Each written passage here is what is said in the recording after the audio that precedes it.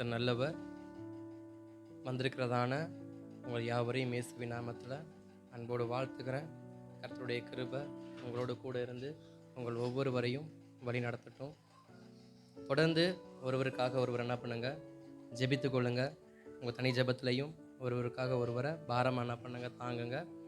அறிவிப்பில் சொன்னது போல் சபை காரியங்கள், மிஷினரி காரியங்கள், மன்றாட்டு காரியங்கள் எல்லாவற்றையும் மனதில் வைத்து நீங்கள் தொடர்ந்து ஜெபியுங்க.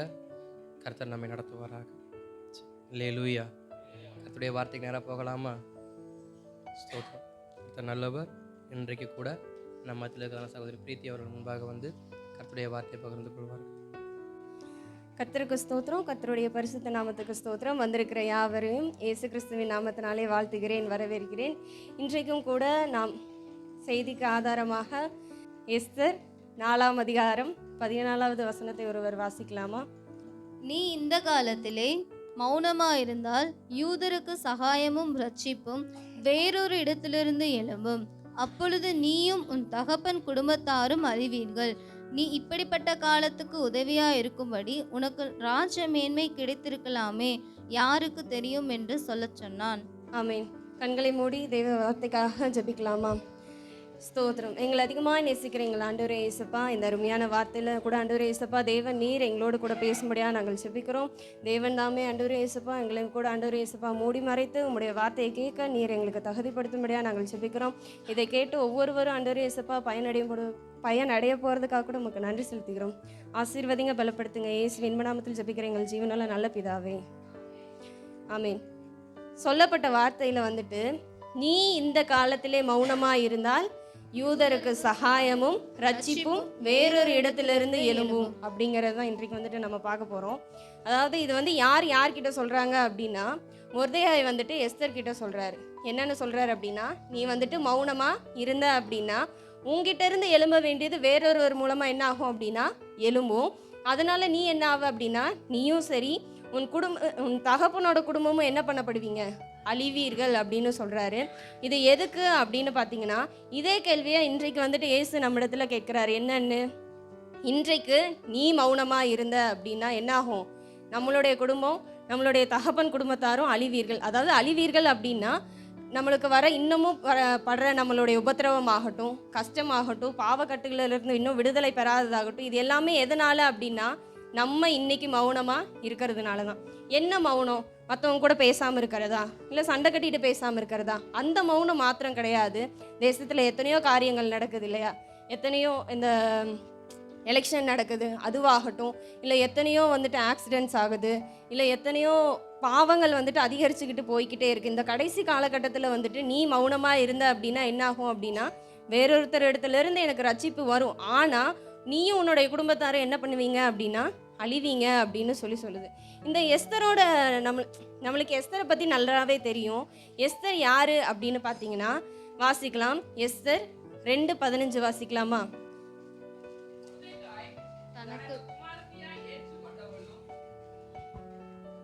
அவள் சிறிய தகப்பனாகிய அபியாயேலின் குமாரத்தியுமான எஸ்தர் ராஜாவினிடத்தில் பிரவேசிக்கிறதற்கு முறை வந்தபோது அவள் ஸ்திரீகளை காவல் பண்ணுகிற ராஜாவின் பிரதானியாகிய ஏகாய் நியமித்த காரியமே அல்லாமல் வேறொன்றும் கேட்கவில்லை. எஸ்தருக்கு தன்னை காண்கிற எல்லார் கண்களிலும் தயை கிடைத்தது. ஸ்தோத்திரம். எஸ்தர் யாரு அப்படின்னா, யாரால வளர்க்கப்படுறாங்க அப்படின்னா மொர்தெகாய் அப்படிங்கிறதுனால வளர்க்கப்படுறாங்க. மொர்தெகாய் யாரு அப்படின்னா அவர்களுடைய அண்ணன். அதாவது மொர்தெகாய், அதாவது எஸ்தருக்கு வந்துட்டு தாய் தகப்பனை அவங்க வந்து இழந்தவங்க, அவங்களுக்கு வந்து தாய் தகப்பன் இல்லை. அந்த வார்த்தையை வந்துட்டு எங்கே இருக்குது அப்படின்னா எஸ்தர் 2:7 வந்துட்டு இப்படியாய் சொல்லப்படுகிறது. அவன் தன் சிறிய தகப்பன் குமாரத்தி ஆகிய எஸ்தர் என்னும் அத்சாலை வளர்த்தான், அவளுக்கு தாய் தகப்பன் இல்லை அப்படின்னு சொல்லிட்டு வேதம் நம்மளுக்கு தெளிவாக சொல்லுது.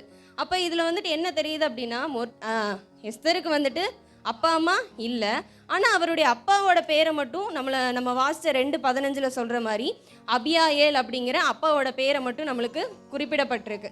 அப்போ எஸ்தர் வந்துட்டு தாய் தகப்பன் இல்லாத ஒரு பெண். அவங்க வந்துட்டு அவங்களுடைய அப்பாவோட பேர் என்ன அப்படின்னா அபியாயேலின் குமாரத்தி. அவங்க வந்து யாரால் வளர்க்கப்படுறாங்க, தன்னுடைய அண்ணனால் வளர்க்கப்படுறாங்க, அதாவது மொர்தெகாய். அங்கேயே போட்டிருக்கு, தன் சிறிய தகப்பனாகிய தகப்பனுடைய குமாரத்தியை தான் யார் வளர்க்குறாரு? மொர்தேகாய் வளர்க்குறாரு. ஸோ இப்போ வந்துட்டு நம்மளுக்கு வந்து எஸ்தர் யார் அப்படின்னு சொல்லி தெரிஞ்சிருச்சு. இப்போ இந்த சம்பவம் வந்துட்டு எதனால் நடந்துச்சு, எதனால் மொர்தேகாய் இப்படி சொல்லப்பட்டார், மொர்தேகாய் வந்துட்டு எதுக்காக எஸ்தர் கிட்ட இப்படி சொல்லணும், இதற்கான காரணம் என்ன அப்படின்னு சொல்லிட்டு வாசிக்கலாம். எஸ்தர் 1வது அதிகாரம் 1வது வசனத்தை வாசிக்கலாமா? இந்து தேசம் முதல் எத்தியோப்பியா தேசம் வரைக்கும் உள்ள 127 நாடுகளையும் அரசாண்ட அகாஸ்வேருவின் நாட்களிலே சம்பவித்ததாவது. ஸ்தோத்திரம்.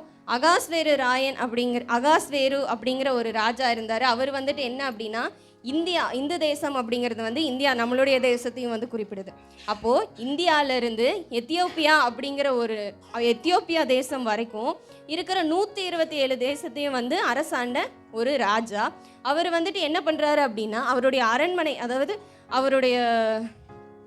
அவருடைய சிங்காசனம் வந்து எங்கே இருக்குது அப்படின்னா சூசான் அப்படிங்கிற ஒரு இடத்துல இருக்குது. சூசான்கிற இடத்துல இருந்து அவர் வந்து தன்னுடைய ஆட்சியை வந்து நடைபெற்றுட்ருக்காரு.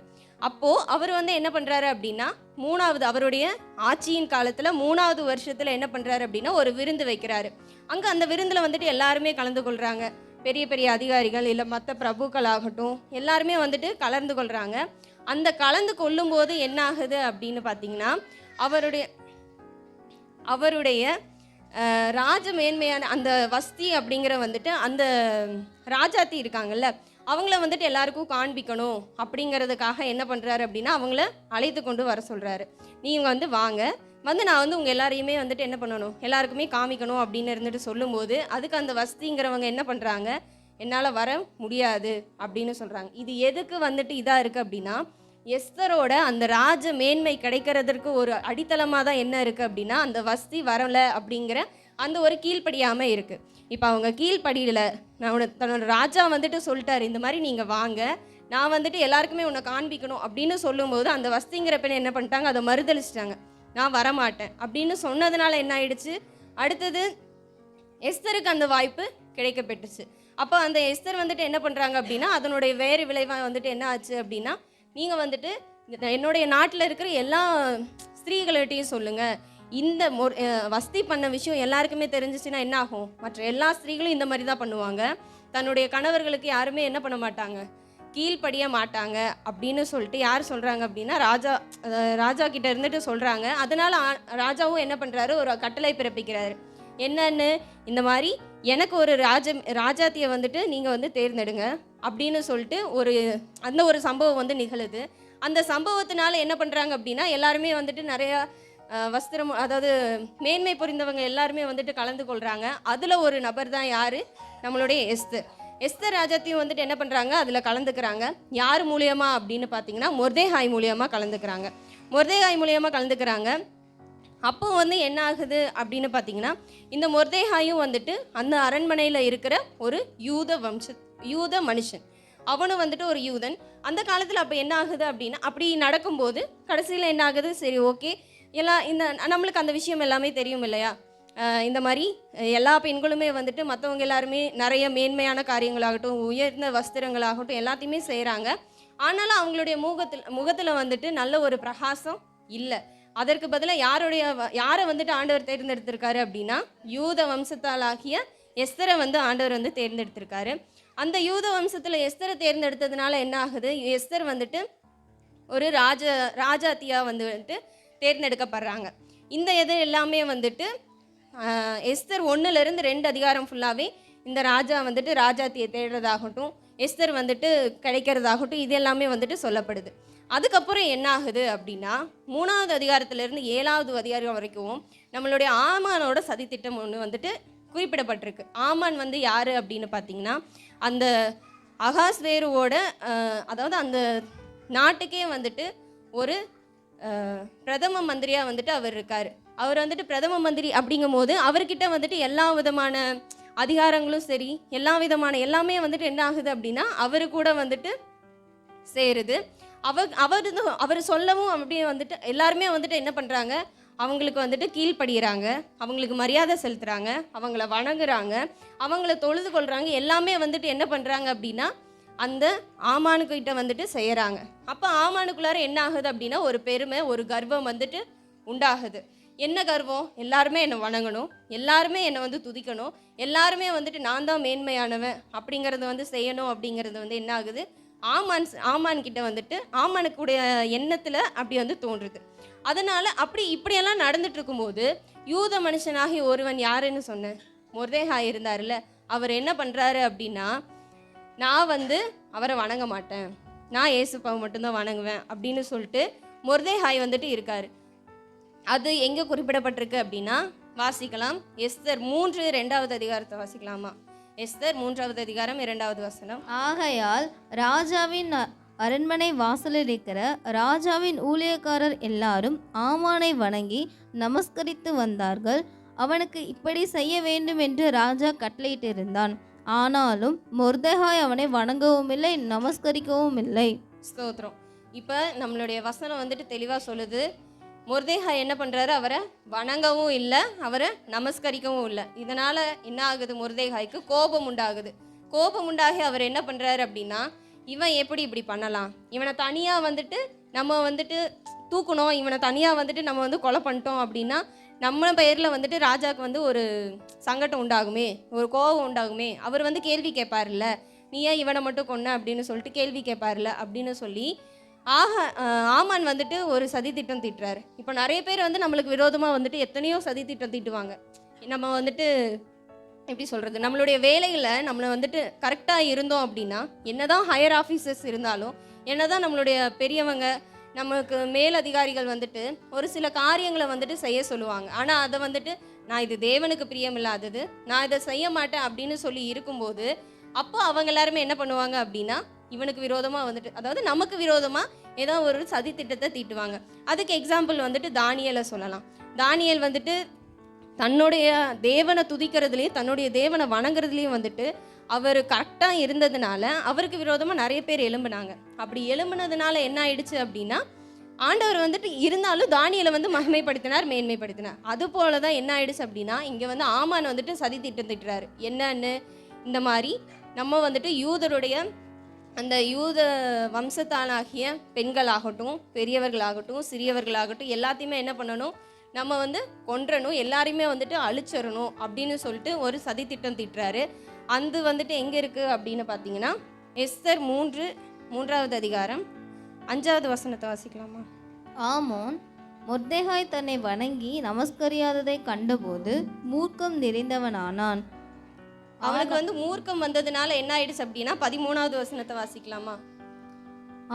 ஆதார் மாதமான 12ஆம் மாதம் 13ஆம் தேதியாகிய ஒரே நாளிலே சிறியோர் பெரியோர் குழந்தைகள் ஸ்திரீகள் ஆகிய சகல யூதரையும் அழித்து கொன்று நிர்மூலமாக்கவும் அவர்களை கொள்ளையிடவும் அஞ்சற்காரர் கையிலே ராஜாவின் நாடுகளுக்கெல்லாம் கட்டளை அனுப்பப்பட்டது. ஸ்தோத்திரம். அப்போது இதில் வந்துட்டு என்ன பண்ணுறாரு அப்படின்னா, சின்னவங்கள்லேருந்து பெரியவங்க வரைக்கும் எல்லாரையுமே வந்துட்டு அழிச்சிடணும், கொன்றணும் அப்படின்னு சொல்லிட்டு யார் போடுறாங்க அப்படின்னா, ஆமான் வந்துட்டு ஒரு வந்துட்டு கட்டளையை பிறப்பிக்கிறார். இந்த கட்டளை அவருக்கு எப்படி இருந்து வந்துச்சு அப்படின்னு பார்த்தீங்கன்னா, அதுக்கு முன்னாடி வந்துட்டு ஆமான் வந்துட்டு போய் ராஜாவின் இடத்துல குறை சொல்லுவார். நம்மளுக்கு பிடிக்காதவங்க இருந்தால் நம்ம வந்துட்டு போய் குறை சொல்லுவாங்களே, அந்த மாதிரி குறை சொல்கிறாரு. என்னென்னு குறை சொல்கிறாரு, இந்த மாதிரி எல்லாம் உங்ககிட்ட வந்துட்டு 127 நாடுகளும் இருக்குது, ஆனால் இந்த 127 நாடுகள்லையும் ஒரு சிறிய ஜனக்கூட்டம் வந்துட்டு உம்மிடத்துலேருந்து பிரிஞ்சு காணப்படுறாங்க, அவங்க வந்து ரொம்ப விகாரமாக இருக்காங்க, உங்களுடைய கட்டளைகள் எல்லாத்தையுமே அவங்க வந்து கீழ்ப்படுகிறது கிடையாது, அவங்க தனியாக இருக்காங்க அப்படின்னு சொல்லிட்டு ராஜா கிட்ட போயிட்டு ஆமான் வந்து என்ன பண்ணுறாரு அப்படின்னா, இந்த மாதிரி குற்றங்களை சாட்டுறாரு. அப்போ இந்த குற்றங்களை சாட்டும் போது என்ன ஆகுது, அதாவது எப்படி ஆரம்பத்தில் வந்துட்டு சர்ப்பமானது ஸ்திரீயை வந்துட்டு வஞ்சிச்சதோ, அதே போல் இங்கே ஆமான் வந்துட்டு யாரை வஞ்சிக்கிறார் அப்படின்னா, ராஜாவை வந்து வஞ்சிக்கிறார். இந்த மாதிரி பண்ணுறாங்க, உங்களுக்கு விரோதமாக எழுதுறாங்க, நீங்கள் வந்து இது உங்களுக்கு வந்து தவறாக தெரியலையா, இப்படியே போயிட்டு இருந்துச்சு அப்படின்னா உங்களோட ராஜ்யபாரம் வந்து பிரிஞ்சிரும் அப்படிங்கிற மாதிரி என்னென்னமோ சொல்கிறாரு. சொல்லி என்ன ஆகுது அப்படின்னா, ராஜாவுக்கு கோபம் உண்டாகுது. அந்த கோபத்தினால அவர் என்ன செய்கிறாரு, தன்னுடைய முத்திர மோதிரத்தை கழட்டி அவர்கிட்ட கொடுத்து, நீ உன்னோட இந்த ஜனங்கள் எல்லாத்தையுமே நான் உங்களோட கையில் ஒப்படைக்கிறேன், நீ என்ன பண்ணுறியோ பண்ணிக்கோ அப்படின்னு சொல்லிட்டு யார் சொல்கிறாங்க அப்படின்னா, ராஜா வந்துட்டு ஆமான் கிட்ட சொல்கிறாரு. அதனால தான் இப்போ வந்துட்டு என்ன சொல்கிறாரு அப்படின்னா, ஆமான் வந்து அந்த 127 நாடுகளில் இருக்கிற யூத ஜனங்கள் எல்லாத்தையுமே என்ன பண்ணணும், அழிச்சிடணும் அப்படின்னு சொல்லிட்டு ஒரு கட்டளையை போடுறாரு. இந்த விஷயம் வந்துட்டு யாருக்கு தெரியுது அப்படின்னா மொர்தெகாய்க்கு தெரிஞ்சு தன்னுடைய வஸ்திரங்களை கழற்றி தன்னுடைய வஸ்திரங்களை வந்து கிழிச்சு ரெட்டுடுத்தி அவர் வந்து சாம்பலில் உட்காந்து அழுகிறாரு. என்ன பண்ணுறாரு, என்னுடைய ஜனங்கள் இப்படி போகிறாங்களே, நான் பண்ண தப்பு தானே, அது தப்பு கிடையாது, இருந்தாலும் நான் பண்ண ஒரு செயல்னால என்னுடைய ஜனங்கள், அப்பாவி ஜனங்கள் எல்லாருமே இப்படி ஆகிறாங்களேன்னு சொல்லிட்டு அவருக்குள்ளார ஒரு மனஸ்தாபம் உண்டாகுது. இன்றைக்கு நான் உங்களிடத்துல ஒரு கேள்வி கேட்குறேன். இந்த மாதிரி நம்ம உண்மையாக இருக்கோம், இல்லை நம்ம வந்துட்டு இப்படி இருக்கோம், இதனால் எத்தனையோ பேர் அழிகிறாங்கல்ல, நம்ம இன்னைக்கு ஜெபம் பண்ணலை, நம்ம இன்னைக்கு வேதம் வாசிக்கலை, நம்ம இன்னைக்கு சுவிசேஷம் பண்ணலை, நம்ம இன்னைக்கு ஒருத்தருக்காச்சும் நம்ம வந்து ஆலயத்துக்கு கூட்டிகிட்டு வரல, நம்மனால நம்ம பண்ணுற ஒவ்வொரு சின்ன விஷயத்தினாலையும் பல பேர் கெடுறாங்களே, அதனால் நம்மளுடைய மனஸ்தாபம் நம்ம படுறோமா? இன்றைக்கு நம்ம இடத்துல நம்ம அந்த கேள்வியை கேட்கலாம். நம்ம வந்துட்டு இன்றைக்கு யாராவது என்னால் கஷ்டப்படுறாங்களா, இல்லை யாராவது என்னால் பாவத்தில் விழுந்திருக்காங்களா, யாராவது என்னால் அந்த பாவக்கட்டிலேருந்து என்னால் விடுதலை பண்ண முடியலனாலும், நான் அந்த அளவுக்கு தகுதி இல்லைனாலும் என்னால் நிறைய பேர் பாவக்கட்டில் இருக்காங்களா அப்படிங்கிறது இன்றைக்கி யோசித்து பார்க்கலாம். அந்த யோசனை மொர்தெகாய்க்கு அன்னைக்கு இருந்ததுனால தான் அவர் என்ன பண்ணார், ரெட்டுடுத்தி தன்னுடைய வஸ்திரங்களை கிழிச்சு சாம்பலில் உட்காந்து அழுது அவர் என்ன பண்ணுறாரு அப்படின்னா ஜெபம் பண்ணி, அப்போ வந்துட்டு அவருக்கு என்ன ஆகுது, ஒரு யோசனை உண்டாகுது. அந்த யோசனை தான் என்ன அப்படின்னா, தன்னுடைய இப்போ வந்து எஸ்தர் ராஜாத்தி நம்மளுக்கு வந்துட்டு ராஜ மேன்மையில் இருக்காங்க, அவங்க கிட்ட போயிட்டு நம்ம வந்து சொல்லலாம். இது வந்து அவங்களுக்கு தெரியுமோ தெரியாதோ, நம்மளுக்கு தெரியாது, அதிகாரத்தில் இருக்காங்க, அவங்களுக்கு தெரியுமா தெரியாதுங்கிறது நம்மளுக்கு தெரியாது. ஏன்னா நம்ம வந்து ஏழை எளிய மக்கள், நம்மளுடைய குறைகள் வந்து நம்மகிட்ட நம்மளுடைய மேல் அதிகாரிகளுக்கு சொன்னாதான் தெரியும் அப்படிங்கிற நிலைமையில அவர் என்ன பண்ணுறாரு அப்படின்னா போய் எஸ்தர்கிட்ட சொல்கிறாரு. எஸ்தர்கிட்ட இந்த மாதிரி சொல்கிறாரு, இந்த மாதிரி விஷயங்கள்லாம் நடந்திருக்கு, இப்போ நம்மளுடைய ஜனங்கள் எல்லாருமே என்ன பண்ணுறாங்க, அழிக்கப்படுறாங்க, அழிக்கப்பட போகிறாங்க, இதிலிருந்து காப்பாற்றுறதுக்கு உன்னால் மட்டும்தான் முடியும் அப்படின்னு சொல்லிட்டு தான் இந்த வசனத்தை சொல்கிறார். என்ன அப்படின்னா, நீ இந்த காலத்திலே மௌனமாக இருந்தால் யூதருக்கு சகாயமும் ரட்சிப்பும் வேறொரு இடத்துலேருந்து எழும்பும்.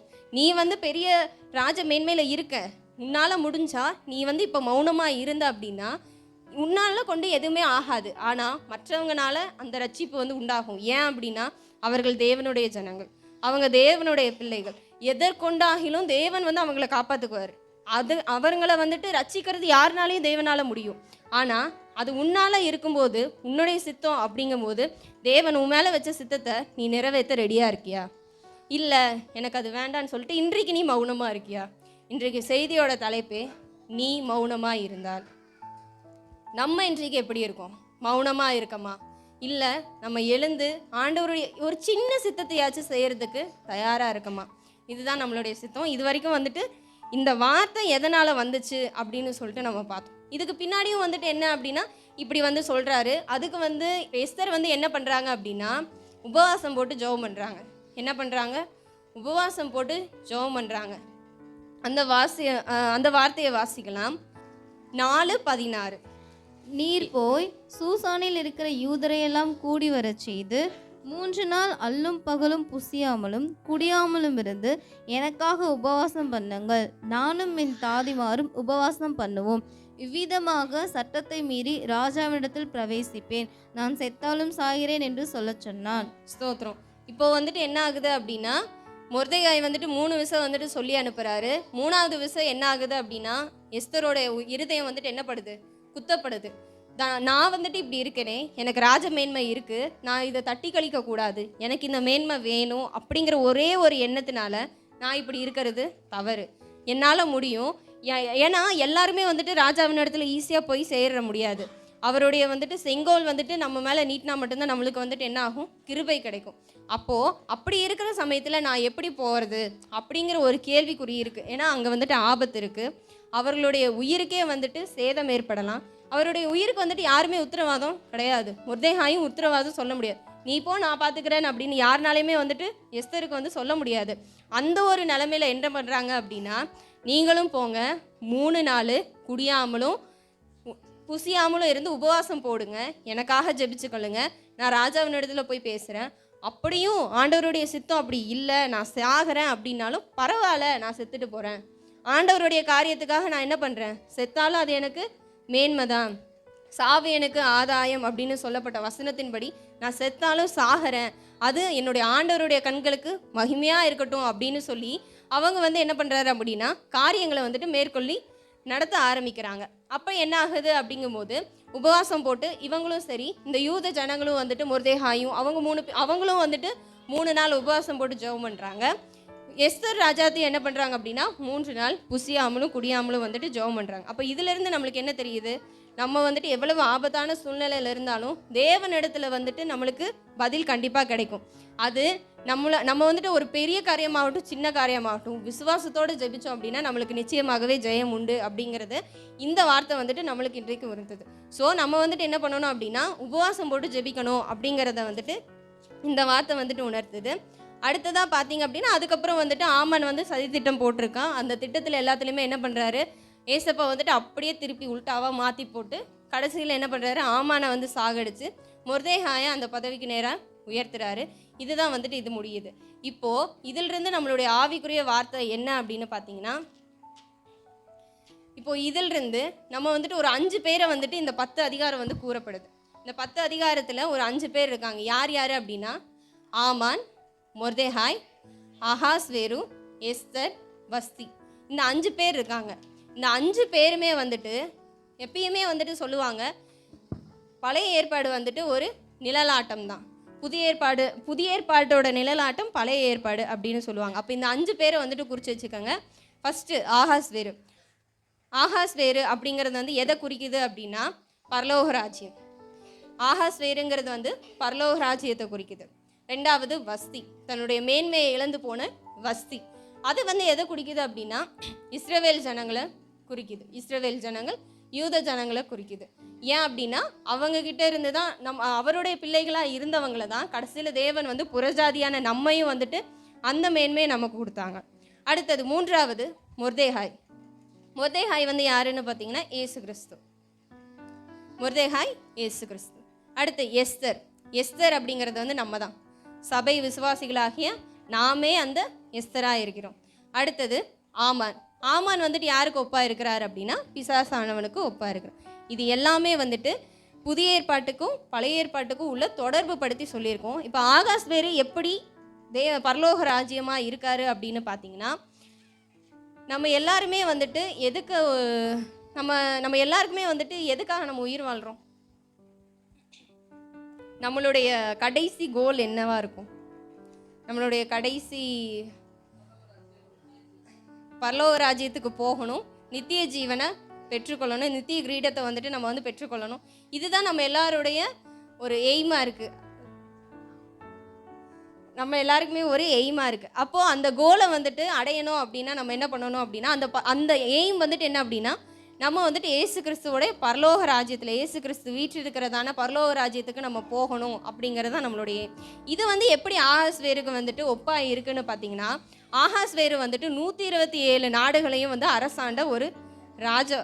அந்த ராஜாவுக்கு கீழே 127 நாடுகளும் இருக்குது. அப்போ அந்த ராஜாவுக்கு வந்துட்டு எப்படி இருக்குது அப்படின்னா தாங்கிட்ட எல்லாமே இருக்குது.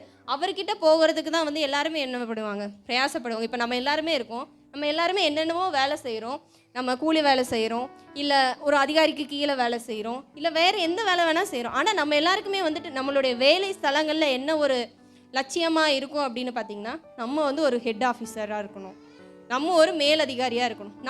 நம்மளை எப்படி எல்லாருமே அதட்டுறாங்க அந்த மாதிரி நம்ம என்ன பண்ணணும், எல்லாரையுமே அதட்டணும், எல்லாருக்கிட்டையும் வேலை வாங்கணும், நம்மளுக்காக வேலை செய்ய கீழே ஒரு 10 பேராச்சும் இருக்கணும் அப்படிங்கிற ஒரு ஆசை என்ன பண்ணும், எல்லாருக்குமே இருக்கும். அதுபோல தான் இந்த ஆகாஸ்வேருக்கிட்ட போகணும்னு சொல்லிட்டு எல்லாருமே என்ன பண்ணாங்க, ஆசைப்பட்டாங்க. எனக்கு ஒரு அரசாங்க வேலை கிடைக்காதா, அது வந்துட்டு அதுக்கு இன்னொரு சிறந்த எக்ஸாம்பிள் பார்த்தீங்கன்னா, அந்த ஆகாஸ்வேருக்கு வந்துட்டு அந்த ராஜாத்தியாக தேர்ந்தெடுக்கிறதுக்கு வந்து எத்தனையோ பெண்மணிகள் போராடினாங்களே, பெண்மணிகள் வந்துட்டு பிரயாசப்பட்டாங்க.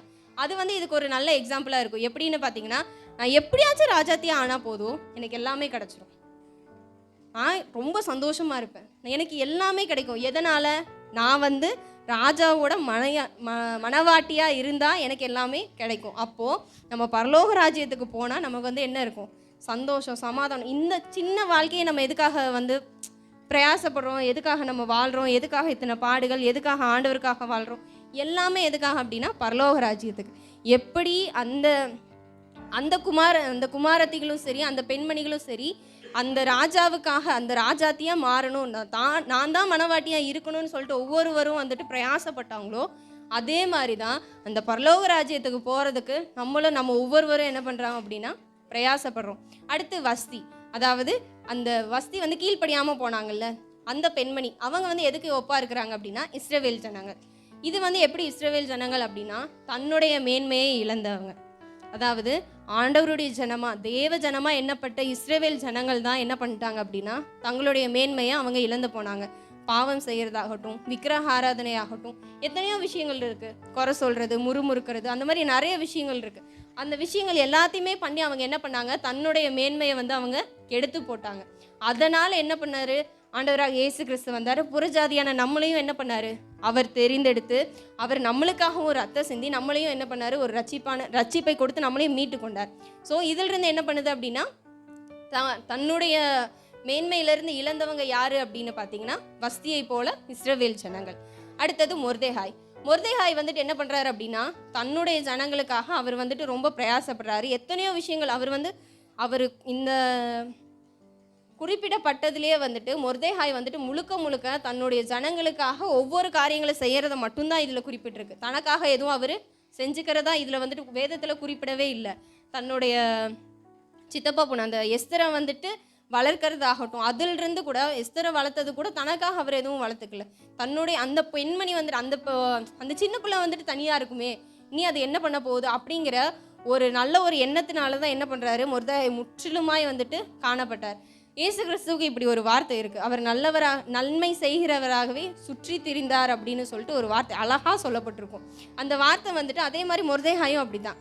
தன்னுடைய ஜனங்கள், யூத ஜனங்கள், அவங்க வந்துட்டு மொர்தெகாய் கூட நினச்சிருக்கலாம், யாரும் எப்படியோ போயிட்டு போட்டோம், எனக்கு என்ன, நான் நல்லா தான் இருக்கேன், நான் வந்துட்டு ராஜா வீட்டில் இருக்கேன், எனக்கு எல்லாமே கிடைக்குது, எனக்கு என்னப்பா. அதே மாதிரி நம்மளும் இன்றைக்கி சொல்லலாம், நான் நல்லா வீட்டில் இருக்கேன், எனக்கு ஒரு நல்ல வீடு இருக்குது, எனக்கு 3 நேரமோ இல்லை 2 நேரமோ ஆகாரம் இருக்குது, நான் நல்லா தங்குறதுக்கு உடை இருக்குது, நான் ரொம்ப ஆடம்பரமான வாழ்க்கை இல்லைனாலும் நான் நல்லா இருக்கேன் அப்படின்னு சொல்லிக்கிற அளவுக்காவது நான் என்ன பண்ணுறேன், வாழ்ந்துட்டு இருக்கேன், எனக்கு எந்த குறையும் இல்லை அப்படிங்கிற வாழ்க்கை நம்மளுக்கு இருக்குது. அப்போ நம்ம இருக்கும்போது அப்போ அதே மாதிரி மொர்தெகாய் இருக்கார். ஆனால் அவர் என்ன பண்ணுறாரு அப்படின்னா என் ஜனங்கள் வந்துட்டு மடிகிறாங்க, என் ஜனங்கள் வந்துட்டு பாவத்தில் இருக்காங்க, என் ஜனங்கள் வந்துட்டு அந்த ஆமானோட சதி திட்டத்தினால சாக போகிறாங்களே அப்படின்னு சொல்லிட்டு அவருக்குள்ள ஒரு பரிதவிப்பு. இன்றைக்கு நம்ம என்ன பண்ணுறோம், நம்மளுக்கு எல்லாமே இருக்குது, நம்மளுடைய அடிப்படை தேவைகளான என்ன இருக்குது, வீடு, ஆகாரம், உண்ண உணவு, உடுக்க உடை, தங்க வீடு, இது 3மே நம்மளுக்கு இருக்குது. அதனால நம்ம என்ன பண்ணுறோம், சந்தோஷமாக இருக்கும், நம்மளுடைய தேவைகளை நம்ம மட்டும் பார்த்துக்கிட்டு நம்ம ஜாலியாக நம்மளுக்கு என்னென்ன வேணுமோ அதை மட்டும் செஞ்சுக்கிட்டு இருக்கோம். ஆனால் எத்தனையோ பேர் இது கூட இல்லாமல் இருக்காங்களே. இப்போது யுத்தங்கள் நடக்குது, யுத்தத்தினால எத்தனையோ பேர் எல்லாத்தையுமே இழந்திருக்காங்க. சிலர் உறவுகளை ஆகட்டும், மனுஷங்களாகட்டும், வீடு, உணவு, உடை, தன்னுடைய வாழ்வாதாரத்தை இழந்து இன்றைக்கி நிறைய பேர் இருக்காங்க. ஆனால் இன்றைக்கு நம்ம எப்படி இருக்கோம், மௌனமாக இருக்கும்.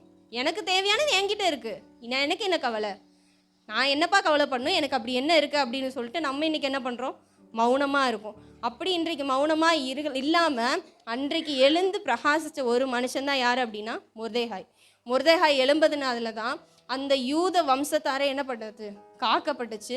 அதிலிருந்து என்ன ஆச்சு அப்படின்னா அந்த வம்சம் வந்துட்டு அந்த தலைமுறையும் வந்துட்டு இன்றைக்கு வரைக்கும் நிலச்சிருக்கு. அதுக்கு ஒரு சின்ன காரணமாக யார் இருந்தது, மொர்தெகாய். இப்போ இந்த மொர்தெகாய்க்கும் இயேசு கிறிஸ்துக்கும் என்ன சம்மந்தம் அப்படின்னு பார்த்தீங்கன்னா அதே போல தான் இயேசு கிறிஸ்துவும் நமக்காக நம்மளுடைய பாவத்திலிருந்து மீட்கவும், நம்மளுடைய ரட்சிக்கவும், நம்மளுடைய கஷ்டங்கள் எல்லாத்தையுமே தீர்க்கவும் தான் ஆண்டவராக இயேசு கிறிஸ்து இந்த பூமிக்கு வந்தார். வந்தது மாத்திரம் இல்லை, மொர்தெகாய் செஞ்ச ஒவ்வொரு விஷயங்களையும் மாறி அவர் நம்மளுக்காக பாடுபட்டார், நொறுக்கப்பட்டார், எத்தனையோ அற்புதங்கள் செய்தார், அதிசயங்களை செய்தார், எத்தனையோ ஜனங்களை வந்துட்டு அவர் ரட்சிப்புக்குள்ளார நடத்தினார். எல்லாமே பண்ணது எதுக்காக அப்படின்னா நம்மளுக்காக மட்டும்தான். அதே மாதிரி தான் நம்ம வந்துட்டு என்ன பண்ணணும் அப்படின்னா அவருக்காக அவர் சொன்னார், அவர் சொன்னதை வந்துட்டு நம்ம என்ன பண்ணணும், செய்யணும். அவர் எப்படி வாழ்ந்தாரோ அதே போல் நம்ம வந்துட்டு ஒரு எடுத்துக்காட்டாக அவர் வாழ்ந்துட்டு போயிட்டாரு, அதே போல் வந்துட்டு நம்மையும் வாழணும். அடுத்தது எஸ்தர் என்ன பண்ணுறாங்க அப்படின்னா 3 தடவை சொல்கிறாரு. யார், மொர்தெகாய். தடவை சொன்னார், கேட்கல, இல்லை என்னால் முடியாது, அவர் கொன்றுவார். 2வது தடவை சொன்னார், இல்லைப்பா என்னால் முடியாதுப்பா, அவர் எவ்வளோ பெரிய ஆள், அவர்கிட்ட போய் நின்னா என்ன ஆகிறது, ஏதாகிறது, என்ன கதியோ ஏது கதியோ அப்படின்னு சொல்லிட்டு நம்ம என்ன பண்ணுறோம், சில நேரங்களில் நம்ம நிறைய விஷயத்தை தட்டி கழிச்சுக்கிட்டே இருக்கோம். ஃபார் எக்ஸாம்பிள் சின்னதாக ஒரு எடுத்துக்காட்டு சொல்கிறேன். ஒரு சுவிசேஷம் சொல்கிறதாகட்டும். இப்போ வந்துட்டு நம்ம வேலை செய்கிற இடத்துல இருக்காங்க ஒன்றும் வேண்டாம், நம்ம வந்துட்டு ஒரு ட்ரெயின்லேயே போகிறோம். நம்ம வந்து இங்கேருந்து ஒரு இடத்துக்கு போகிறோம். போகிற வழியில் வந்துட்டு நம்ம ட்ரெயினில் போகிறோம். நம்ம பக்கத்தில் வந்துட்டு நிறைய பேர் வருவாங்க. அதில் நம்ம கம்பார்ட்மெண்ட்லேயே ஒரு 2 பேர் தான், மொத்தம் நம்ம 3 பேர் தான் போகிறோம் அப்படின்னு வச்சுக்கோங்க. ஒன்று நம்ம, இன்னும் ஒரு 2 பேரும் யாருன்னே தெரியாதவங்க, அவங்க புறஜாதிங்க. அப்போ அவங்கக்கிட்ட வந்துட்டு நம்மளுக்கு வந்துட்டு நம்மளுடைய எண்ணத்தில் வந்துட்டு என்ன பண்ணப்படுது, தூண்டப்படுது. அவங்களுக்கு வந்து சுவிசேஷத்தை சொல்லு, ஏசு உங்களை நேசிக்கிறாருன்னு சொல்லு, ஏசு நல்லவர்னு சொல்லு அப்படின்னு சொல்லிட்டு நம்மளுடைய மனசில் என்னப்படுது, தூண்டப்படுது. ஆனால் நம்ம என்ன பண்ணுறோம், சில நேரம் இல்லை, ரொம்ப நேரம் நம்ம என்ன பண்ணுறோம் சொல்ல மாட்டேங்கிறோம். ஏன்? அவங்க என்ன நினைப்பாங்களோ, எங்கேயாச்சும் அடிச்சு போடுவாங்களோ, எங்கேயாச்சும் கேஸு போட்டு உள்ளே தூக்கி வச்சிருவாங்களோ, அப்படி பண்ணிடுவாங்களோ, இப்படி பண்ணிடுவாங்களோ அப்படின்னு சொல்லி நிறைய நேரத்தில் நம்ம என்ன பண்ணுறோம், அந்த எண்ணம் வளரதையவே என்னென்ன பண்ணுறோம், கட் பண்ணி தடுத்து அதை அப்படியே ஒதுக்கி வச்சிடறோம். அதனால் என்ன ஆகுது அப்படின்னா, அவங்க ஒரு நாள் ரட்சிக்கப்படுவாங்க, அவங்களுக்கும் ஒரு நாள் சுவிசேஷம் சொல்லப்படும். ஆனால் அந்த சொல்லப்படுற நபர் நம்மளுடைய பேராக இருக்காது, வேற ஒருத்தவங்க பேராக இருக்கும். எதனால்? நம்ம அன்றைக்கே அவங்களுக்கு சொல்லியிருந்தோம் அப்படின்னா, நம்மனால ஒரு ஆத்மா வந்து ரட்சிக்கப்பட்டுச்சுன்னு சொல்லிட்டு பரலோகத்தில் நம்மளுடைய பேர் வந்துட்டு மகிமைப்பட்டிருக்கும். அந்த மகிமையை நாமே தான் வந்துட்டு என்ன பண்ணுறோம், இழந்து போடுறோம். ஆனால் அந்த காரியத்தை எஸ்தர் செய்யாமல், எஸ்தர் ராஜாத்தி என்ன பண்ணுறாங்க அப்படின்னா, அவங்க என்னதான் 2 தடவை தட்டி கழிச்சிருந்தாலும் 3வது தடவை இல்லை, இது என்னுடைய நேரம், இது என்னுடைய காலம், நான் வந்து இப்போ மௌனமாக இருக்கக்கூடாது, நான் வந்து எழும்பி பிரகாசிக்கணும், நான் ஏதாச்சும் இந்த விஷயத்தை வந்து நான் தான் போராடி ஜெயிக்கணும், இதனால் என்ன வந்தாலும் நான் பரவாயில்ல ஏற்றுக்கிறேன், ஜெயிலுக்கு போகணுமா பரவாயில்ல போகிறேன், என்னை கொண்டு போடுவாங்களா பரவாயில்ல கொல்லட்டும், என்னை கொடுமைப்படுத்துவாங்களா பரவாயில்ல கொடுமைப்படுத்தட்டும், எல்லாரும் முன்னாடி சுட்டு கொள்ளுவாங்களா பரவாயில்ல கொல்லட்டும், ஆனாலும் நான் என்ன பண்ணுவேன், நிற்பேன், நான் போய் கேட்பேன் அப்படின்னு சொல்லி எஸ்தர் ராஜாத்தி ஒரு வைராக்கியமாக என்ன பண்ணாங்க, அவங்க வந்து போராடி கடைசியில் என்ன பண்ணாங்க, அதிலிருந்து வெற்றியையும் கண்டாங்க. அடுத்தது இந்த எஸ்தர் இடத்துலேருந்து நம்ம வந்து என்ன பண்ணுறோம் அப்படின்னா, எஸ்தரை வந்து நம்மளுடைய சபை விசுவாசிகளாகிய நம்ம வந்துட்டு இன்றைக்கு எப்படி இருக்கோம், எஸ்தரை போல நம்ம வந்துட்டு எழும்பி பிரகாசிக்கிறோமா? அது யாராக வேணால் இருக்கட்டுமே, ராஜாவாக இருக்கட்டும், பெரிய பிரதம மந்திரியாகட்டும், இல்லை பெரிய பெரிய அதிகாரிகளாகட்டும், பெரிய உன்னதத்தில் இருக்கவங்களாகட்டும், நம்மளோட மூத்தவங்களாகட்டும், எல்லாருக்குமே வந்துட்டு நம்ம வந்து பயந்து நம்ம மேலே வச்சிருக்கிற அபிஷேகத்தை நம்ம வந்து தட்டி கழிக்கிறோமா? இல்லை நமக்குரிய நம்மளுடைய தேவ சித்தத்தை வந்துட்டு நம்ம வந்து புறக்கணிக்கிறோமா? தேவன் வந்துட்டு ஒவ்வொரு தடவையும் சொல்லிக்கிட்டே தான் இருப்பார். அது வந்துட்டு எது மூலியமாகவும் சொல்லுவார். சிலருக்கு வந்துட்டு பாடல்கள் அதிகமாக கேட்பாங்க அப்படின்னா, அந்த பாட்டு மூலியமாக சிலரை வந்து உணர்த்துவாங்க, இப்படி பண்ணாத, இது பண்ணு அப்படின்னு சொல்லிட்டு பாடல்கள் மூலியமாக உணர்த்துவார். சில பேர் வந்து வசனத்தை, நீங்கள் நிறையா மெசேஜ் கேட்பீங்க அப்படின்னா, சிலருக்கு வந்துட்டு என்ன பண்ணுவார் அப்படின்னா, அந்த மெசேஜ் கேட்குறது அந்த வசனத்திலேருந்து நிறைய பேர் வந்துட்டு உணர்த்துவாங்க. நிறைய பேருக்கு நிறைய விஷயத்தில் சாட்சி சொல்கிறதுலேருந்து நிறைய பேர் ரசிக்கப்பட்டிருக்காங்க இல்லையா? அப்போது நம்ம சபை விசுவாசிகளாக இருக்கிற நம்ம எத்தனையோ வருஷம் விசுவாசியாக இருக்கோம், எத்தனையோ தடவை வந்துட்டு நம்ம ஆண்டவருடைய பிள்ளைகளாக இருக்கோம், சாட்சி சொல்லிருக்கோம், சாட்சியோடைய பிள்ளையாக வாழ்ந்திருக்கோம். எல்லாருக்குமே வந்துட்டு ஒரு எடுத்துக்காட்டாகவும் கூட ஒவ்வொரு சில நேரத்தில், எப்பயுமே வாலாட்டியும் ஒரு சில நேரத்தில் நம்மளும் வந்துட்டு பரவாயில்லப்பா அப்படின்னு சொல்கிற அளவுக்காவது இருந்திருக்கும். ஆனால் எல்லா நேரத்துலையுமே வந்துட்டு எஸ்தர் வந்து என்ன பண்ணாங்க அப்படின்னா, எழும்பி பிரகாசிச்சாங்க. அப்போ ஒவ்வொரு தடவை நம்மளுடைய மனசில் வந்துட்டு குத்தப்படும் போதும் சரி, மனசில் வந்து ஒரு ஏவல் வந்துச்சு அப்படின்னா நம்ம வந்துட்டு அதை தட்டி கழிக்காமல் செய்யணும். அதுக்கு ஒரு நல்ல எடுத்துக்காட்டு தான் அப்படின்னா எஸ்தர். இப்போ இந்த உலகத்தில் வந்துட்டு ஆமான போல் நிறைய பேர் இருக்காங்க. ஆமான் அப்படிங்கிறவர் வந்துட்டு சாத்தானுக்குரியதான். அதாவது எப்படி நம்மளுக்கு விரோதமான சத்துருக்கள் ஆகட்டும், நமக்கு விரோதமானவங்க வந்துட்டு நிறைய பேர் நிறைய சதி செய்வாங்க. அதுக்கு உதாரணமாக வந்துட்டு பிசாசு. இது வந்து உலகத்திற்குரிய காரியம். என்ன அப்படின்னா, உலகத்தில் வந்துட்டு நம்மளுக்கு வந்து பிரச்சனைகள் தரதாகட்டும், நம்ம ஐயோ இவனா இருக்கவே கூடாது அப்படிங்கிறதாகட்டும், இல்லை இவன் எப்படி இப்படி இருக்கான் இவன் வந்துட்டு இப்படி இருக்கக்கூடாது, என்னை விட இவன் நல்லா இருக்கானே அப்படிங்கிற எண்ணங்கள் கொண்டது. இது எல்லாமே வந்து உலக பிரகாரமானது, நம்மளுடைய சரீரத்துக்குரியது. இப்படி இருக்கான் அப்படி இருக்கான்னு சொல்கிறது. இதே ஆவிக்குரிய வாழ்க்கையில் பார்த்தோம் அப்படின்னா, இவன் எப்படி ஜெபம் பண்ணலாம், இவன் எப்படி உபவாசம் போடலாம், இவன் எப்படி டெய்லியும் வேதம் வாசிக்கலாம், இவன் எப்படி நல்லவனாக இருக்கலாம் அப்படின்னு சொல்லிட்டு பிசாசானவனுக்கு ஒரே தந்திரம் பண்ணி என்ன பண்ணலாம், இவனோட மெயின் பாயிண்ட், அதாவது இவனோட வீக்னஸ் எதை தொட்டான் இவன் இதை விடுவான் அப்படின்னு சொல்லிட்டு அவள் வந்து சுற்றி திரிந்துக்கிட்டு இருக்கானா. அவள் கர்ஜிக்கிற சிங்கம் போல சுற்றி திரிகிறான்னு சொல்லிட்டு வசனம் இருக்குது. எதுக்கு அவன் அப்படி சுற்றி திரிகிறான் அப்படின்னா, யாரும் பரலோகத்துக்கு போகக்கூடாது. ஆமான்னு நினச்ச மாதிரி இவன் வந்து என்னத்தான் வணங்கணும்.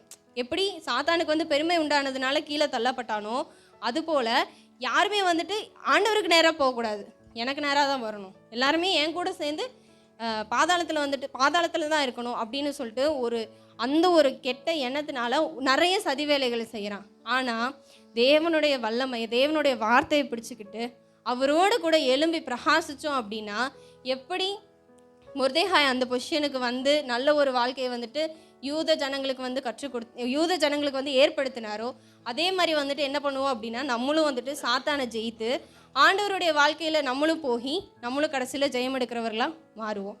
இப்போ நான் எதுவுமே பண்ண மாட்டேன். சரி, இப்படியெல்லாம் பண்ணால் என்ன ஆயிடுச்சு? இப்போ நான் வந்துட்டு ஆண்டவருக்கு பிரியமாக அவர் சொன்னதை நான் வந்து தட்டி கிழக்காமல் கேட்டுட்டேன், எல்லாம் பண்ணிட்டேன். இப்போ வந்துட்டு நான் அப்படி பண்ண முடியாது. எனக்கு வந்துட்டு நான் அப்படியெல்லாம் பேச மாட்டேன், எனக்கு அதுனா பயம், எனக்கு இப்படின்னா பயம், இப்படி செய்கிறது எனக்கு இஷ்டம் இல்லை. அப்படிங்கும்போது அவங்க வந்து என்ன பண்ணணும் அப்படின்னா, முதல்ல தங்களை தாங்களே சுத்திகரிக்கணும். இப்போ நம்மளும் கூட இன்றைக்கு நம்மளே இதை வச்சுக்கலாம். நான் இத்தனை நாள் வந்துட்டு ஏசப்பா உமக்கு விரோதமாக நான் செஞ்சவங்களையும் நான் எதுவுமே சொல்லலை.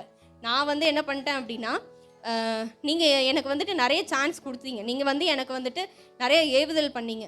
அவனுக்கு சுவிசேஷத்தை சொல்லு, இவனுக்கு உதவி செய், இவங்கிட்ட அப்படி பேசு, இவனுக்கு ஏதாச்சும் ஒன்று பண்ணி அவனை கூட்டிகிட்டு வா, உன்னால் முடியும், உனக்கு முடியும்னு சொல்லிட்டு தான் ஆண்டவர் சொல்லியிருக்கார். ஸோ உனக்கு முடியும், உனக்கு தெரிஞ்சதுனால தான் உங்ககிட்ட சொல்லி அவரை கூட்டிகிட்டு வர சொல்கிறாரு. அப்படிங்கும்போது நான் அதை செய்யலை. எனக்கு இது வந்துட்டு பிடிக்கலைங்கிறத விட எனக்கு செய்யறதுக்கு பயமாக இருந்துச்சு, அதனால நான் செய்யலை. ஆனால் இன்றைக்கு வந்துட்டு நான் வந்து செய்யறதுக்கு தயாராக இருக்கேன்.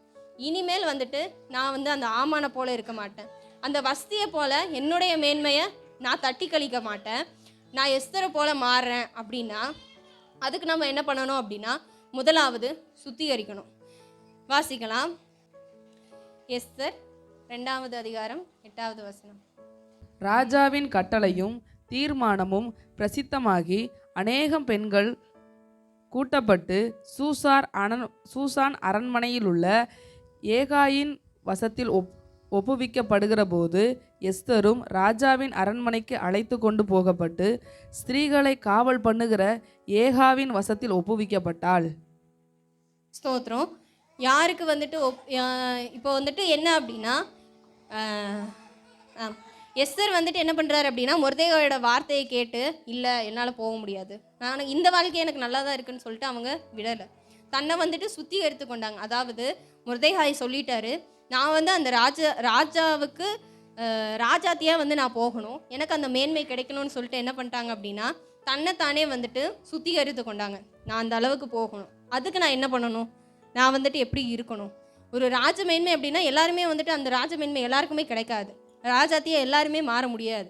அதுக்குண்டான தகுதியும் அதற்குண்டான அந்த ஒரு அப்படிப்பட்டவங்களுக்கு மட்டும்தான், அந்த தகுதி உடையவர்களுக்கு மட்டும்தான் அது வந்துட்டு கிடைக்கும். அந்த தகுதி படுத்திருக்கிறதுக்கு நான் என்ன பண்ணணும் அப்படிங்கிறத வந்துட்டு பண்ணாங்க. யார்?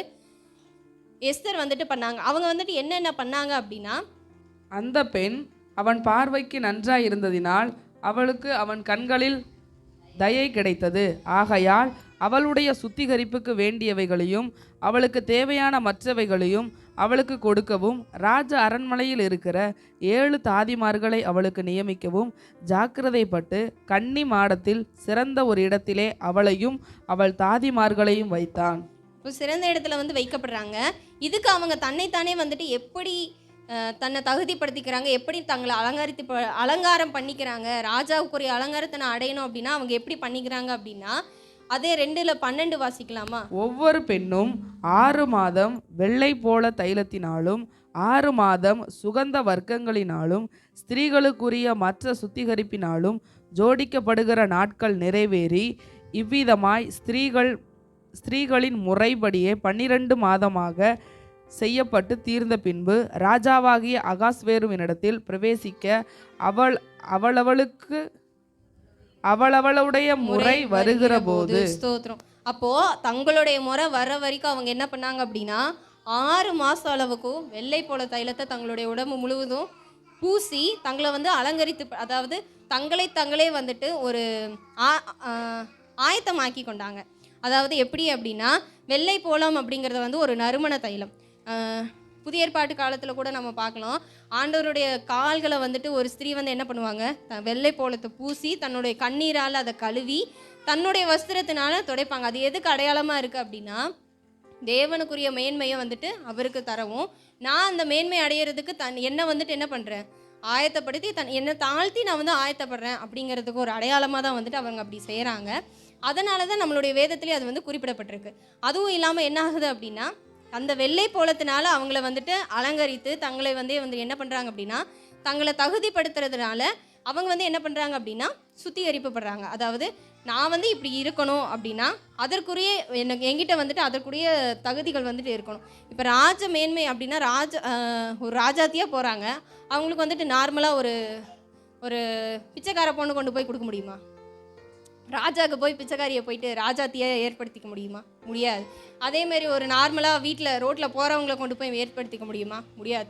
அதற்குரிய அவங்களுக்கு வந்துட்டு நல்ல ஒரு அவங்களுக்கு ஊட்டச்சத்துக்கள் ஆகட்டும், போஷாக்கு ஆகட்டும், உணவுலேருந்து உடையிலேருந்து அவங்க என்னென்ன உபயோகிப்பாங்களோ சோப்பு, ஷாம்பு, பல்பொடி எல்லாம் சேர்த்து அவங்களுக்கு வந்து என்ன பண்ணுவாங்க கொடுத்து அவங்கள வந்துட்டு அந்தளவுக்கு தகுதிப்படுத்தி தான் என்ன பண்ணுவாங்க ராஜாவின் இடத்துக்கே கொண்டு போய் விடுவாங்க. நீ என்னதான் பணக்கார வீட்டு பிள்ளையா இருந்தாலும், நீ என்னதான் ராஜாவினுடைய மகளாவே இருந்தாலும், என்னுடைய ராஜாவுக்கு ஏற்றபடி நீ இருந்தால் தான் என்னது நீ ராஜாத்தியா ஆவ.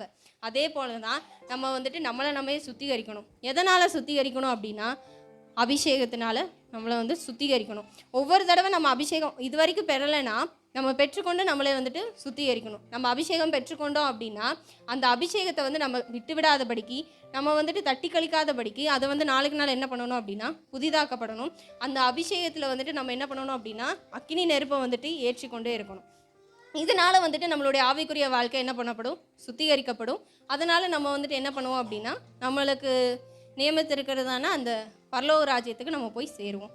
அடுத்தது வந்துட்டு 7 சபை உபதேசங்கள், வெளிப்படுத்தின விசேஷத்தில் இருக்கிற 7 சபை உபதேசங்கள் இருக்கு இல்லையா? அந்த 7 சபைக்குமே வந்துட்டு ஒவ்வொரு சபைக்கும் ஒவ்வொரு குறைகளை வந்துட்டு ஆண்டவர் வந்துட்டு சொல்லுவார். இல்லைப்பா, நீ வந்து ஆதியில் கொண்டு இருந்த அன்பை விட்ட, நீ வந்து இந்த ஒரே ஒரு மிஸ்டேக் உன்ட்ட இருக்குது, நீ இதை திருத்துக்கிட்டேன்னா ஓகே, எனக்கு நீ இப்படி பண்ணினா போதும், நான் உன்னை வந்து பார்த்துக்குவேன் அப்படின்னு சொல்லிட்டு ஒவ்வொரு சபைக்கும் இருக்கிற ஒவ்வொரு குற்றங்களை வந்துட்டு ஆண்டவராக இயேசு கிறிஸ்து வந்து வெளிப்படுத்தின விசேஷத்தில் யோவான் மூலமா வந்துட்டு நம்மளுக்கு சொல்லியிருப்பார். அந்த 7 உபதேசத்தையும் வந்துட்டு நம்ம இன்னைக்கு எடுக்க போகிறோம். என்னன்னா, இதில் ஏதாச்சும் என்கிட்ட இருக்கா, இல்லை நான் இதிலிருந்து ஏதாச்சும் ஒன்று தவறி இருக்கனா, இல்லை இதில் இருக்கிறது என்கிட்ட இல்லையா? இப்போ வந்து அன்பாக இருங்கள் அப்படின்னு சொல்லியிருக்காருன்னா நான் எல்லார் இடத்துலையுமே அன்பாக இருக்கனா, இல்லை என்கிட்ட அந்த அன்பு குறைஞ்சி போயிடுச்சா, இல்லை எல்லார்கிட்டே இருந்து நான் எதிர்பார்க்குறேன் ஆனால் நான் யாருக்கும் தரது இல்லையா அப்படின்னு சொல்லிட்டு அந்த 7 உபதேசத்துலேயே இருக்கிற 7 குருக்கள், அந்த 7 உபதேசத்தையும் வந்துட்டு இன்றைக்கி நம்ம ஒரு தடவை வந்துட்டு எடுத்து பார்த்து நான் எதுலாம் இப்படி இருக்கேன் அப்படிங்கிறத வந்துட்டு இன்றைக்கு நம்ம மாற்றிக்கிட்டோம் அப்படின்னா நம்ம எப்படி இருப்போம் அப்படின்னா அதாவது ஒரு தகுதியை வந்து நம்ம வந்து பெற்றுக்கொள்வோம். எதுக்கு? கிறிஸ்துவனுடைய ராஜ்யத்தை, அதாவது பரம எருசலேமை வந்துட்டு நம்ம என்ன பண்ணுவோம் கண்டடைகிறதுக்கு ஒரு இதுவாக இருப்போம். இது எல்லாத்துக்குமே எதுக்கு ஒப்பாக இருக்குது? அதாவது நம்ம வந்துட்டு நம்மை சுத்திகரித்தோம் அந்த 7 சபைக்கு சொல்லப்பட்ட அந்த உபதேசத்தின்படி நம்ம நடந்தாலும் நம்ம வந்து எப்படி இருப்போமாமா? வாசிக்கலாம். ரோமர் 8வது அதிகாரம் 29வது வசனம் வாசிக்கலாமா? தம்முடைய குமாரன் அநேக சகோதரருக்குள்ளே முதற் பேரானவனாய் இருக்கும் பொருட்டு தேவன் எவர்களை முன் குறித்தாரோ அவர்களை தமது குமாரனுடைய சாயலுக்கு ஒப்பாய் இருப்பதற்கு முன் குறித்திருக்கிறார். ஸ்தோத்திரம். நம்மளை எதுக்கு முன் குறித்திருக்கிறாரா? அவருடைய சாயலை தேவனுடைய குமாரனுடைய சாயலுக்கு ஒப்பாக இருப்பதற்கு. அப்போ நம்ம வந்து எப்படி இருக்கோம் அப்படின்னா தேவ சாயலுக்கு ஒப்பாக இருக்கிறதுக்காக நம்மளை வந்துட்டு முன் குறிச்சிருக்கார். நம்ம அந்த சாயல் எப்படி அப்படின்னா நம்மளே சுத்திகரித்து கொண்டு அந்த 7 உபதேசங்களை வந்து கடைப்பிடிச்சு ஆண்டவராக இயேசு கிறிஸ்து நம்மளுக்கு எப்படி வந்துட்டு அந்த எடுத்துக்காட்டாக வாழ்ந்துட்டு போனாரோ அதன்படி நம்ம நடந்தோம் அப்படின்னா நம்மளும் என்னவா மாறுவோம்? ஆண்டவருக்குரிய தேவ குமாரனுக்கு ஒப்பாய் நம்ம வந்து மாறுவோம். நம்ம இன்றைக்கி எப்படி இருக்கோம்? நம்ம தேவனுடைய சாயலுக்கு ஒப்பாக இருக்கிறதுக்காக நம்ம இன்றைக்கி மௌனமாக இருக்கோமா, இல்லை நம்ம எழும்பி பிரகாசிக்கிறோமா? இன்றைக்கு வந்துட்டு நம்ம வந்து அதை நம்மை நாமே வந்துட்டு நிதானித்து சோதித்தறிந்தால் நாம் நியாயந்திருக்கப்படும் அப்படிங்கிற வசனத்தின்படி இன்றைக்கு நாமே வந்துட்டு சோதித்தறிய போகிறோம். என்னன்னு, இயேசுப்பா இன்றைக்கு நான் எப்படி இருக்கேன்? நான் மௌனமாக இருந்தேன்னா ஒரு விஷயம் என்ன மன்னிங்க, இனிமேல் நான் மௌனமாக இருக்க மாட்டேன்னு சொல்லிட்டு ஆண்டவராக இயேசு கிறிஸ்துவனோட கரங்களில் ஒப்பு கொடுத்து நம்ம ஜெபிக்கலாமா? அல்லேலூயா. ஆமென். ஸ்தோத்திரம். வார்த்தையெல்லாம் கவனமாக கேட்டிங்களா? அப்போ நம்ம இந்த காலத்தில் எப்படி இருக்கக்கூடாது? மௌனமாக இருக்கக்கூடாது. நமக்கு தேர்தல் என்ன பண்ணுது? நெருங்கி வருது. நம்முடைய தேசத்தின் காரியங்கள் நமக்கு நன்றாக தெரியும். நம்முடைய சபையின் நிலவரம் நமக்கு நன்றாக தெரியும். எல்லாம் தெரிந்திருந்தும் நம்ம மௌனமாக இருப்போம்னு சொன்னால் நம்மளை கர்த்தர் இந்த ஸ்தானத்தில் வச்சதுக்கே அர்த்தம் இல்லாமல் போயிடும். இன்னும் சொல்லப்போனால் ஒருவேளை எஸ்தர் ராஜாத்தி மாத்திரம் ராஜாக்கு முன்பாக நிற்காமல் இருந்திருப்பான்னு சொன்னான், அவளுக்கு அந்த 6 மாசமா பண்ண சுத்திகரிப்பு என்ன பண்ணியிருக்கும்? வீணாக போயிருக்கும். 6 மாதம் பண்ண சுத்திகரிப்பு வீணாக போயிருக்கும். மொர்தெகாய் இதற்காக அவளை சிறு வயதிலிருந்து வளர்த்த வளர்ப்பு வீணாக போயிருக்கும். அவளுக்காக மற்ற யூத பெண்கள் யாராவது தியாகம் பண்ணியிருக்கலாம். ஒரு வேளை இப்படி யோசிக்கலாம். ஒரு வேளை எஸ்தர் போகணுன்றதுக்காண்டி யாராவது தியாகம் பண்ணியிருக்க அந்த ஸ்தானத்தை, இந்த தியாகம் என்ன பண்ணியிருக்கும்? வீணாக போயிருக்கும். அப்போ நாம் மௌனமாக இருந்தோம்னா நமக்காக இயேசு சிந்தின ரத்தம் என்ன பண்ணிடும்? நம்ம கொடுத்த ரட்சிப்பு, நம்ம கொடுத்த அபிஷேகம், நம்ம கொடுத்த சுத்திகரிப்பு, நமக்காக ஆயத்தம் இருக்கிற பரலோக ராஜ்யம், நமக்காக மீண்டும் வருவேன்னு சொன்ன அந்த வார்த்தை எல்லாமே எப்படிப்பட்டதாக போயிடும்? அது காணல் நீரை போல அது கண்ணுக்கு தென்பட்டும் அது நிழலாக என்ன பண்ணிடும்? போயிடும். அதனால தான் நம்ம மௌனமாக இல்லாமல் தேவ சமூகத்தில் ஜெபிக்கிறவங்க நம்ம என்ன பண்ணணும்? மாறணும். அதற்காக தான் நான் சொன்னேன், நம்முடைய சபையில் வரக்கூடிய நாட்களில் ஜெபத்துக்கு முக்கியத்துவம் கொடுக்கணும்னு நான் உங்களுக்கு ஆரம்பத்திலே நான் சொன்னேன். கர்த்தர் நல்லவர். நம்ம அப்படி ஜெபிக்கலாம். ஆரம்பம் முதல் முடிவு வரை இம்மட்டும் நடத்தின தேவ ஆவியானவர். அப்பா ஸ்தோத்திரம். நாங்கள் கேட்கப்பட்டதான சத்திய வார்த்தைக்கு நேராக எங்களை ஒரு விசையை ஒப்பு கொடுக்குறோம்ப்பா. நாங்கள் மௌனமாக இராதபடிக்கு திறப்பில் நிற்கவும் சுவரை அடைக்கவும் ஒருவனை தேடினேன் ஒருவனையும் காணேன் என்று கர்த்தருடைய ஆதங்கத்தை இன்றைக்கு மறுபடியும் நான் சபைக்கு நேராக ஒப்புவிக்கிறேன். ஸ்தோத்திரம். சபையே, கர்த்தருக்கு நேராக நம்முடைய வலக்கரத்தை உயர்த்தி, ஆண்டவரே நான் மௌனமாக இருக்க மாட்டேன்ப்பா, ஆண்டவரே திறப்பில் நிற்க என்னை ஒப்பு கொடுக்குறேன்ப்பா, சுவரை அடைக்க என்னை ஒப்பு கொடுக்குறேன்ப்பா, யாரை அனுப்புவேன் என்று சொன்னீரே என்னை அனுப்புவதற்கு என்னை ஒப்பு கொடுக்குறேன்ப்பா, என் தேசத்திற்காக என்னை ஒப்பு கொடுக்குறேன், என் குடும்பத்திற்காக, என் சபைக்காக, நான் இருக்கும் இந்த பட்டணத்திற்காக என்னை ஒப்பு கொடுக்குறேன்ப்பா. ஆண்டவர், என்னை கொண்டு ஏதாகிலும் ஒரு நன்மை உண்டாகாதாப்பா? என்னை கொண்டு ஏதாயிலும் ஒரு நன்மை உண்டாகாதாப்பா? நாங்கள் ரட்சிக்கப்பட்டதுக்கு ஒரு முகாந்திரம் இல்லையா? நாங்கள் வந்ததற்கு ஒரு முகாந்திரம் இல்லையா? நாங்கள் இயேசுவை ஏற்றுக்கொண்டதற்கு இப்படிப்பட்ட புறஜாதிகள் மத்தியில், அவிசுவாசிகள் மத்தியில் நாங்கள் விசுவாச பிள்ளையாக இருப்பதற்கு ஒரு முகாந்திரம் இல்லையா? அன்று அந்த முகாந்திரத்தை நாங்கள் வரக்கூடிய நாட்களை வெளிப்படுத்த கர்த்தர் உதவி செய்யுங்கப்பா. எதை குறித்தும் அஞ்சாமல், எதை குறித்தும் கவலைப்படாமல், தேவ திட்டத்திற்கு எங்களை ஒப்பு கொடுத்து, தேவ சித்தத்திற்கு எங்களை ஒப்பு கொடுத்து நாங்கள் தொடர்ந்து தேவனுக்கென்று வைராக்கியம் பாராட்ட கர்த்தர் உதவி செய்யுங்கப்பா. மொர்தெகாயை போல, எஸ்தரை போல நாங்கள் இன்னும் வைராக்கியமாய் கர்த்தருக்கு முன்பாக நின்று அப்போ தேவ காரியத்தை நடப்பிக்கத்தக்க கர்த்தர் உதவி செய்யுங்கப்பா.